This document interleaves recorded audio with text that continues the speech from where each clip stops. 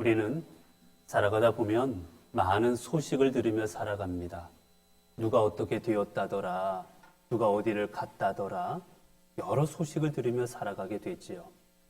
그런데 어떤 소식은 우리에게 기쁜 소식이기도 하지만 또 반면 어떠한 소식은 우리에게 슬프고 또한 나쁜 소식이기도 합니다. 예를 들면 어떤 집값이 오른다라는 소식이 있다고 생각해 보세요.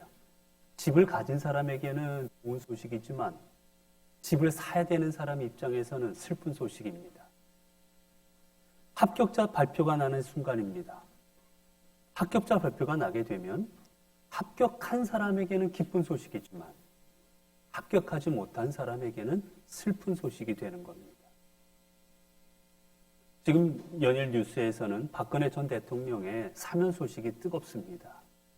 한쪽에서는 기쁜 소식입니다. 그러나 또 그분으로 인해서 고통당했던 사람들, 마음이 아팠던 사람들은 그 소식이 또한 그분들에게는 나쁜 소식이기도 한 거지요.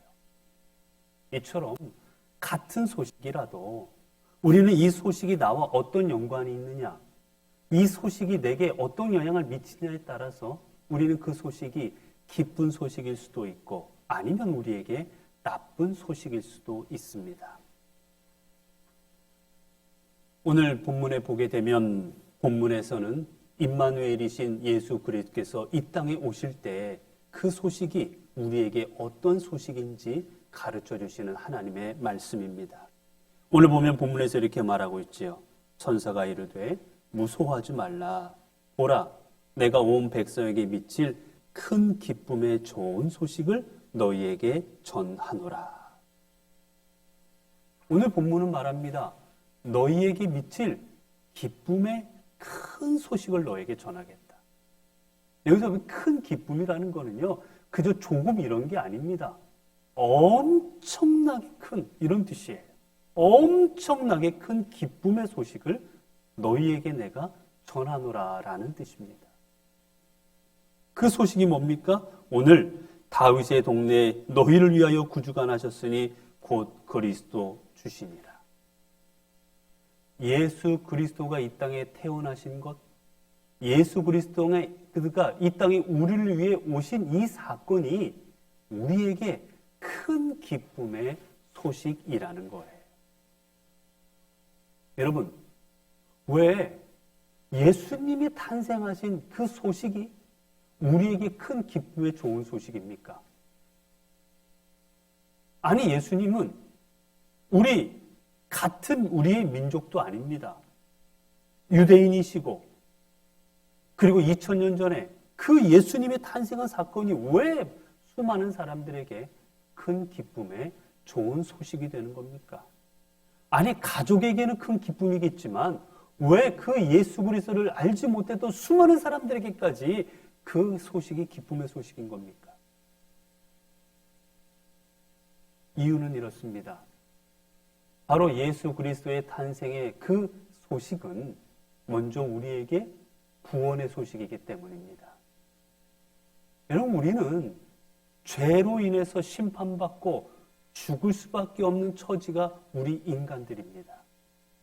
우리의 죄의 문제를 스스로 해결할 수 없기에 우리는 모두 다 하나님 앞에 나가 심판받고 심판의 결과 죽고 그리고 지옥에 갈 수밖에 없는 그 존재가 우리들이었습니다.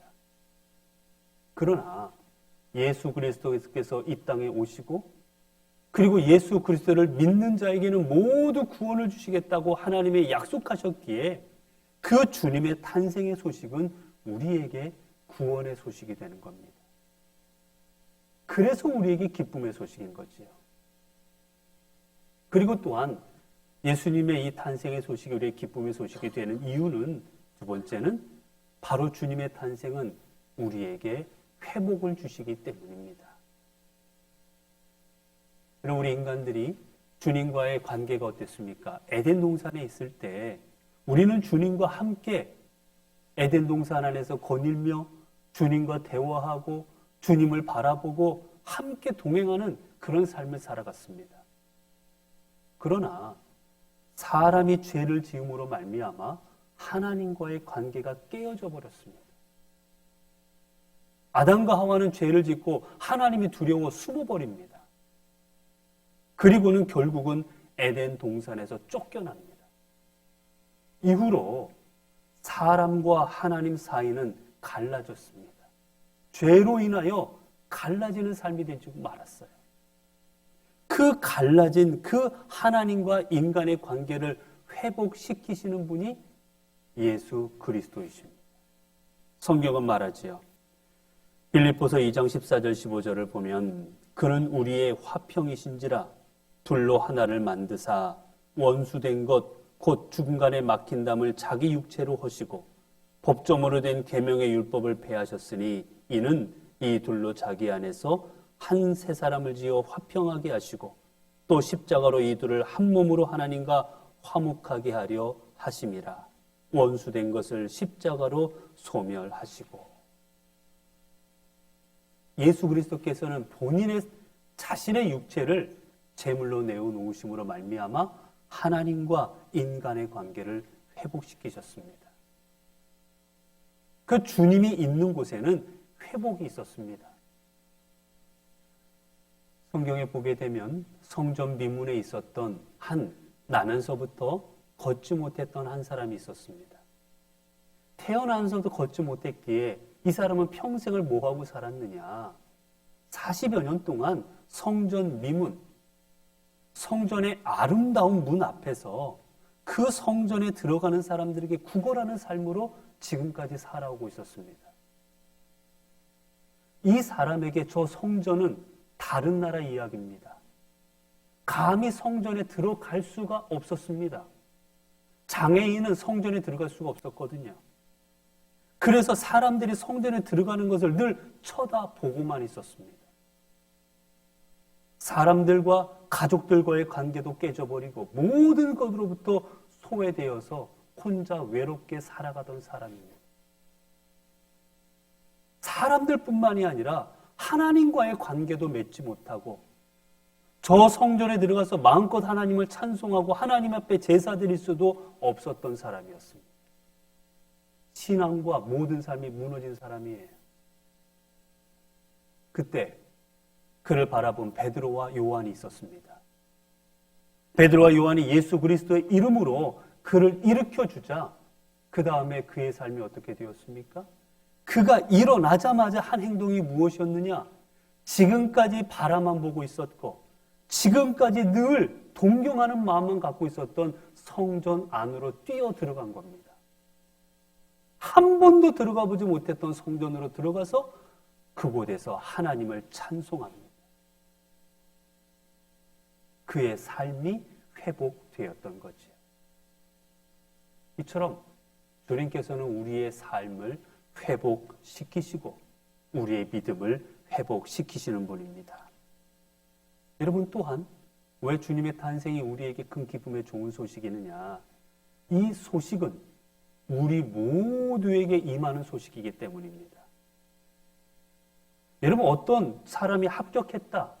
그러면 그 합격의 소식은 누가 좋아합니까? 가족이나 관계된 사람만 좋습니다. 알지도 못하는 사람이 그 사람이 합격했다고 좋을 이유가 있겠습니까? 어떤 사람이 성공합니다. 그 사람이 성공했어도 좋아하는 사람은 주변에 있는 사람이지 관계없는 사람들이 그 사람의 성공을 좋아할 이유가 있겠습니까? 그런데 오늘 본문은 말합니다. 예수 그리스도의 탄생은 온 인류에게 모든 사람에게 미칠 큰 구원의 기쁜 좋은 소식이라 말씀하고 있습니다. 여러분 예수 그리스도의 탄생의 소식은 유대인들에게만 주신 하나님의 은혜가 아니고 우리 주님 하나님께서 예수 그리스도의 탄생의 그 기쁨의 소식은 팔레스타인 지역에만 주신 소식도 아니고 먼 땅인 아시아, 아프리카, 유럽 온 이 땅에 살아가는 모든 사람에게 주신 하나님의 구원의 소식입니다. 그렇기에 오늘 이 구원의 기쁨의 소식은 수천 킬로 떨어져 있는 수만 킬로 떨어져 있는 이곳 아시아에 우리에게 주시는 하나님의 기쁨의 소식이 되고, 더 나아가 2000년 전의 사건이지만 2000년 후에 믿고 있는 우리에게 또한 주시는 하나님의 기쁨의 소식입니다. 그렇게 주님의 탄생의 소식은 비록 2000년이 지났을지라도, 지리적으로 떨어져 있을지라도 오늘 우리에게 주신 하나님의 큰 기쁨의 소식이 될 수 있습니다. 여러분, 그러나 아무리 기쁨의 소식이라 할지라도 이 소식이 기쁨의 소식이 나의 기쁨이 되는 소식인 것은, 이 기쁨의 소식이 오늘 나에게도 기쁨이 되는 것은 전혀 다른 차원의 이야기입니다. 예수님이 태어나셨을 때도 보면 예수님이 태어나실 당시에 오늘 본문에 보는 것처럼 목자도 기뻐하고 그곳의 동방박사들도 기뻐하고 수많은 사람들이 기뻐했지만, 예수 그리스도를 통하여 수많은 유대인들이 기쁨을 얻고 구원을 얻었지만 여러분, 모두가 그랬던 것은 아닙니다. 우리가 잘 아는 헤롯 대왕, 헤롯은 예수님의 탄생을 그는 나쁜 소식으로 받아들입니다. 자신이 왕인데 유대의 왕이 태어났다는 소식은 내 왕권을 약하게 만들 것이라는 생각에 예수님의 탄생의 소식을 듣고 그는 불안해합니다. 그래서 결국 예수님을 죽이고자 합니다. 그에게는 기쁨의 소식이 되지를 못했습니다. 마찬가지로 유대의 종교 지도자들, 유대를 다스렸던 수많은 지도자들은 자신들의 욕심과 자신들의 욕망과 자신들의 이기심을 예수 그리스도께서 비판하고 질책하시고 인정해 주지 않으시자 예수님의 탄생과 예수님의 소식이 그들에게는 기쁜 소식이 되지를 못합니다. 그들 또한 어떻게 하면 예수님을 죽일까 그들은 늘 생각했고, 결국 그들은 예수님을 십자가에 달아 죽여버리고 말았습니다. 여러분, 오늘 우리도 마찬가지입니다. 하나님께서 우리에게 큰 기쁨의 소식을 주셨지만 이 기쁨의 소식이 정말 나에게 기쁨의 소식이 될 수 있는가는 내가 그 소식을 어떻게 받아들이냐에 따라 우리는 기쁨의 소식이 될 수도 있고, 우리에게 주님의 탄생은 나와 관계없는 소식이 될 수도 있는 것입니다. 사랑하는 성도 여러분, 2000년 전 하나님께서는 우리에게 예수 그리스도를 이 땅에 보내주셨습니다. 그리고 우리에게 말씀하셨습니다. 이 소식은 너희에게 주는 큰 기쁨의 좋은 소식이다라고 말씀하여 주셨습니다. 오늘 우리가 이 자리에 나와 주님 앞에 예배를 드리고 있지만, 우리가 목자들처럼, 그리고 주님 앞에 나왔던 동방 박사들처럼 겸손한 마음으로, 그리고 주님 앞에 나아가 구원을 얻고자 하는 마음으로 주님 앞에 나아가지 아니한다면 우리도 이 기쁨의 소식이 오늘 나의 기쁨의 소식이 될 수 없을 것입니다.